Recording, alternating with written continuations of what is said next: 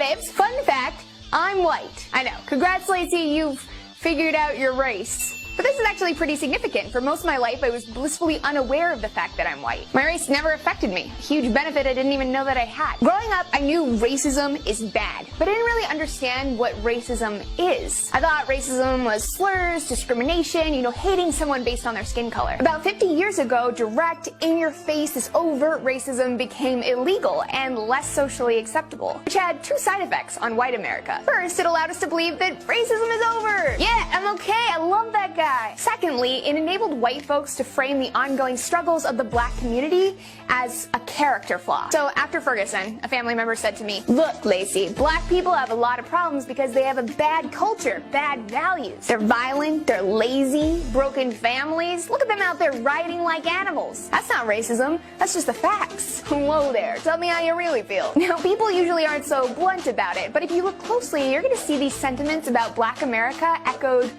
everywhere. So I taught school for 20 years. A lot of people of color who didn't want to work as hard, they wanted it given to them. They don't make a living for themselves. They just drop out of high school. I'm gonna have kids. I'm gonna get a welfare check. I'm gonna get my GED.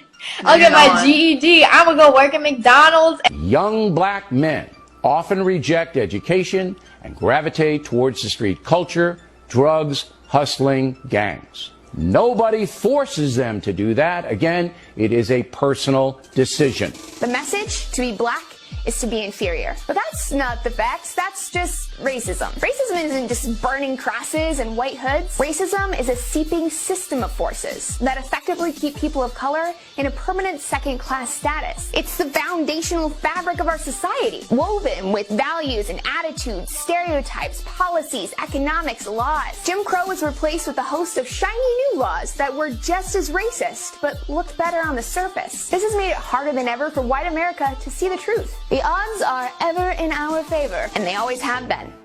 Let's take a stroll down memory lane. Stop 1. Wealth. Between 1934 and 1962, the government backed $120 billion of home loans. But they refused to give out home loans to black folks, or even if black folks lived nearby. This went on for decades. This practice, called redlining, essentially, 1, forced black Americans into poor urban centers, the beginnings of the ghetto. 2, segregated America to this day. 3, made it impossible to invest in the future of black neighborhoods. And 4, made it impossible for black Americans to start inheriting property and wealth the same way that white Americans were. Stop 2, education.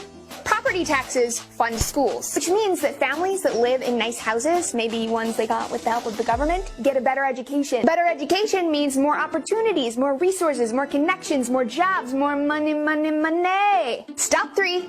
Jobs. The lack of educational opportunities meant that many black folks were relegated to low-wage manual labor. Today, when looking at the same exact resume, employers are 50% more likely to call back a resume labeled with a white-sounding name. Stop 4. Mass incarceration. Shortly after the civil rights movement, prisons became privatized for-profit businesses. Fill those cells, make those dollars, and they did. The prison population shot up from 200,000 to 2.4 million. More than any country in the world. And who filled those cells? People of color. More African American adults are under correctional control today than were enslaved in 1850, a decade before the Civil War began. Black men are now imprisoned at 6 times the rate of white men. So did black men just become 6 times more dangerous? Or of course not. What changed was the laws and sentencing. Sweeping laws were written that specifically targeted black communities. For instance, the sentence for possession of crack was 100 times harsher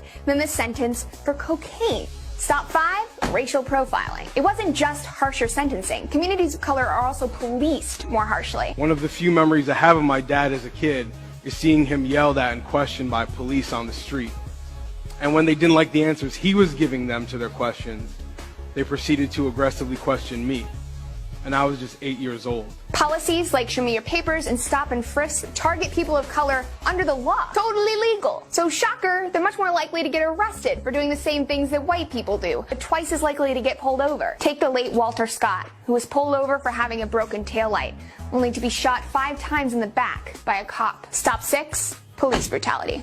Police brutality is front and center of the race conversation right now. Twice a week in the US, white officers kill black suspects, most of whom are unarmed. And the consequences are minimal, if any. Might even get paid a bunch of money for it. The police themselves admit to widespread usage of excessive force and racial bias. So what does America do? Oh, just give them military supplies, of course. Tanks, protective gear, firepower used in war, all the while wagging a finger at protesters that dare to be outraged by it. Sadly, this is all just the tip of the racism iceberg. We really need to ask ourselves, what's really causing the problems that we're observing in America? What advantages has white America been given, often without even realizing it? The first step in combating racism, and often the hardest step, is acknowledging it. Acknowledging that the system is unfair. Racism is a powerful institution built by 400 years of slavery, 100 years of outright discrimination, 50 plus more years of covert discrimination. A legacy that long in the making doesn't just disappear overnight. America,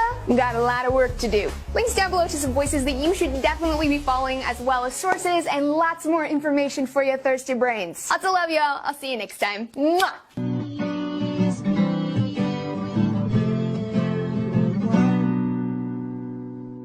Except your mom.